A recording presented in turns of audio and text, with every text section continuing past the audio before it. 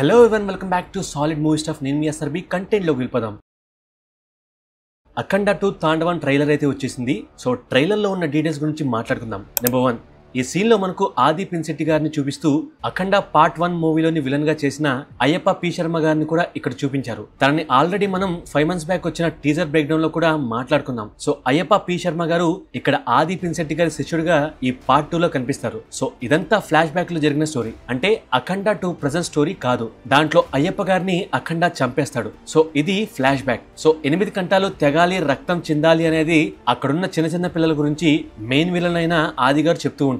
So అదంతా ఎందుకు అంటే ఈ పీటల మీద కూర్చున్న ఈ మనిషి ఎదగడం కోసం బలి ఇవ్వాలి అని మెయిన్ విలన్ చెప్పినందుకు ఈ గెడ్డపు మనిషి తన మనుషుల్ని పంపించి గురుకులంలో చదువుకున్న ఆ పిల్లలను తెప్పిస్తాడు. ఫస్ట్ టైం ఈ గెడ్డపు మనిషి ఇలా ఇక్కడ ఆ విలన్ ప్రదేశానికి రాగానే ఇలా ఆ ప్రదేశాన్ని కాపలా కాస్తున్న ఒక పిశాచి వాళ్ళను భయపెడుతుంది. దెన్ వాళ్ళ మధ్య డీల్ జరుగుతుంది. అంతా స్టార్ట్ చేసి ఆ పిల్లల్ని వాడుకునే లోపు అఖండ వస్తాడు. దెన్ అలా వాళ్ళను ఆ పిల్లల్ని అఖండ కాపాడతాడు. దెన్ అప్పుడే how dare you to disturb my God సేనా అని అంటాడు. సో అక్కడున్న ఆ విలన్ గ్యాంగ్ మొత్తాన్ని నామరూపం లేకుండా చేస్తాడు అఖండ. కానీ అక్కడ నుండి అయ్యప్ప పి శర్మ గారు అండ్ ఆది పిన్శెట్టి గారు అంటే మెయిన్ విలన్స్ తప్పించుకొని పారిపోతారు. దెన్ అఖండను ఎన్కౌంటర్ చేయడం వాళ్ళు ఇదే ఫస్ట్ టైం. అంటే ఫస్ట్ టైం అఖండను మీట్ అవుతారు. అది కూడా ఒక బ్యాంక్ తో జరుగుతుంది. అప్పుడు అఖండ ఎంత పవర్ఫుల్లో క్లియర్గా మెయిన్ విలన్ కి తెలుస్తుంది.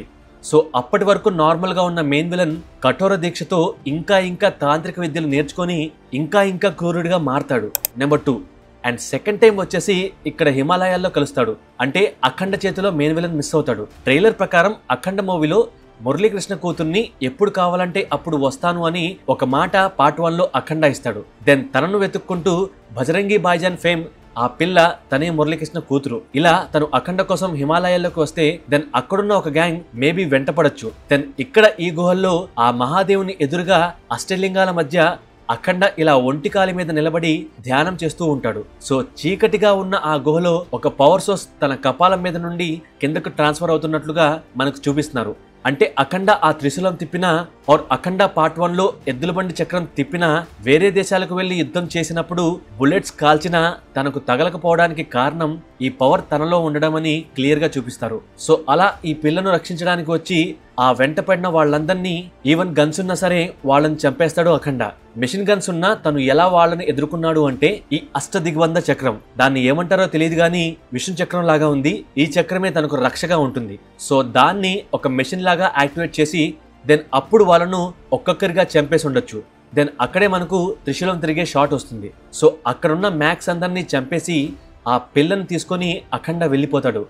చనిపోయిన వాళ్ళకి సంబంధించిన విలన్స్ అదే ప్లేస్ కి లేట్ గా వస్తారు. అండ్ అదే టైంలో మెయిన్ విలన్ కూడా వస్తాడు.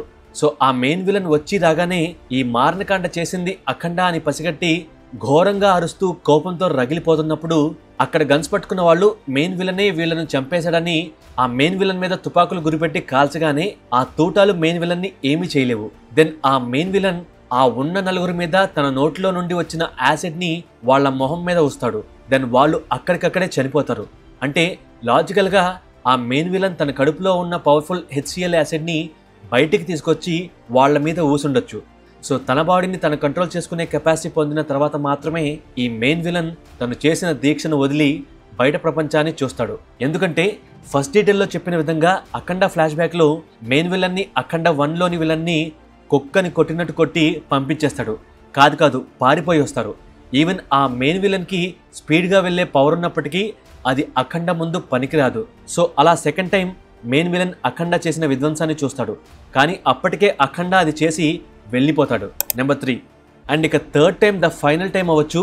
ఇలా ఈ ఊరిలో మెయిన్ విలన్ తన గ్యాంగ్ తో అఖండ మీద యుద్ధానికి సిద్ధమై ఆ రాక్షస వికృతాల్ని పంపిస్తాడు. బట్ అవి అఖండ ముందు నిలబడలేవు. సో ఈ ఫైట్ లో మెయిన్ విలన్ ఎదురుగా ఉన్నది అఖండ. ఎందుకంటే ఈ వెనకాల ఉన్న ఆ ఇంటిని అందులోని రెడ్ కలర్ స్వెటర్ ని గుర్తుపెట్టుకుంటే ఇక్కడ ఆంజనేయ స్వామి వారి వెనకాల సేమ్ అదే ఇంట్లో ఆ రెడ్ స్వెటర్ ని మనం చూడొచ్చు. సో ఈ ఫైట్ ఒకటే ప్లేస్ లో జరుగుతుంది. స్వెటర్ ఓకే, ఆ ఇల్లు okay, main villain and Anjaneya Swamy వారు ఒకే ప్లేస్ లో ఉన్నారు. మరి అఖండ ఎక్కడున్నాడు అంటే తను కూడా అక్కడే ఉన్నాడు. కాకపోతే మనకు డైరెక్ట్ గా చూపించలేదు. సో ఈ ఆంజనేయ స్వామి వారి గదను తీసుకొని ఇక్కడ ఇలా మెయిన్ విలన్ వాళ్ళను కొట్టడానికి సిద్ధంగా ఉన్నాడు. అంటే మెయిన్ విలన్ వాళ్ళ గ్యాంగ్ ని ఆ గదతో దబిడి చేసి పడేస్తాడు. దెన్ మెయిన్ విలన్ కోసం ఆ త్రిశూలాన్ని వాడి సంహరిస్తాడు. ఇది మెయిన్ గా మూవీలోని స్టోరీ. నెంబర్ 4, ట్రైలర్ స్టార్టింగ్ లో వీళ్ళు కూర్చున్న ప్లేస్ లో మనకు ఒకప్పటి అఖండ భారతదేశాన్ని కాషాయ రంగులో చూపిస్తారు అండ్ ఇంకొక పక్క ఇప్పటి భారతదేశాన్ని చూపిస్తారు. నెంబర్ 5, ఇక్కడ పైన మనకు డ్రాగన్ ఇమేజ్ ని చూపిస్తున్నారు. అంటే వాళ్ళు చైనీసా అంటే కాదు, దానికోసం పనిచేసే ఒక దేశం అవ్వచ్చు. సో వాళ్ళందరూ భారతదేశాన్ని నాశనం చేద్దాం, డివైడ్ అండ్ రూల్ చేసి దేవుడు లేడని రాడని మైండ్లో భయాన్ని కలిగించి వాళ్ళ నమ్మకం పైన కొట్టి చిన్నాభిన్నం చేద్దామని పన్నాగం పన్నుతున్న దృశ్యాల్ని మనకు చూపిస్తున్నారు. నెంబర్ 6, అండ్ ఇదే ఇమేజ్ లో ఆ డోర్ దగ్గర క్లియర్ గా చూస్తే మనకు ఒక టైప్ ఆఫ్ డిజైన్ కనిపిస్తుంది. సో అది ఒక కల్ట్ లాంటిది. అంటే మెయిన్ విలన్ ఫాలో అయ్యే ఒక క్షుద్ర శక్తులున్న దాన్ని వీళ్ళు కూడా ఫాలో అవుతున్నారు అనుకుంటా. లేదా వాళ్ళ పైన ఉన్న లీడర్స్ మన విలన్ ని ఫాలో అవ్వచ్చు. ఆర్ మెయిన్ విలన్ అండ్ వీళ్ళ గోల్ అఖండను చంపడం అవ్వచ్చు. సో అలా వీళ్ళందరూ కలిసి పనిచేయచ్చేమో. దెన్ ఫైనల్లీ మెయిన్ విలన్ వీళ్లకు ఆ క్షుద్రాన్ని పరిచయం చేసుండొచ్చు. నెంబర్ 7, ఇక్కడ పారుతున్న నది ఒడ్డున శివలింగం ముందు ధ్యానం చేస్తున్న అఖండ దగ్గర ముసలిని మనం గమనించవచ్చు.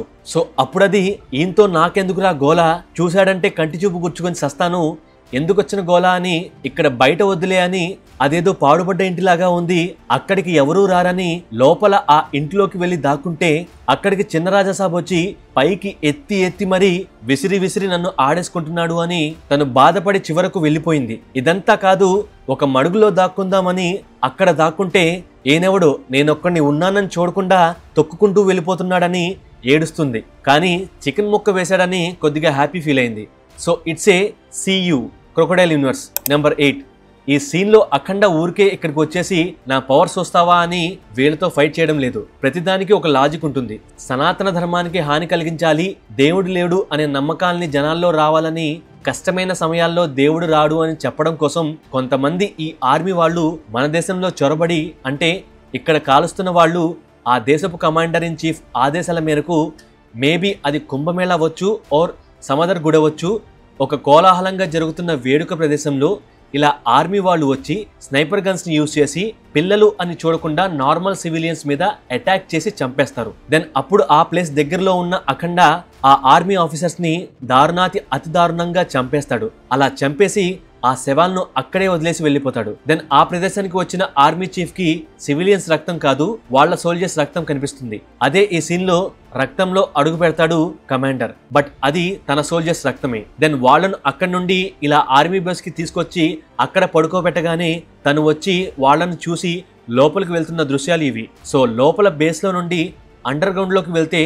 ఇక్కడ కనిపిస్తున్న ఈ ఇమేజ్ లో సెంటర్ లో ఉన్నవాడే ఈ అరుస్తున్న ఆర్మీ చీఫ్. 2 సీన్స్ వేరవచ్చు, బట్ ప్లేస్ మాత్రం ఒకటే. ఇక్కడ మళ్ళీ అఖండ కోసం సోల్జర్స్ ని పంపిస్తే కామన్ పీపుల్ ప్రాణ నష్టం కలగకూడదని అఖండ వాళ్ళ ఆర్మీ బేస్కే వెళ్ళి వాళ్ళందరినీ చంపేసి ఈ ప్లేస్ లోకి వెళ్ళగానే ఇలా ఆర్మీ చీఫ్ అఖండను చంపేయమని ఆర్డర్స్ వేస్తూ అరుస్తున్నాడు.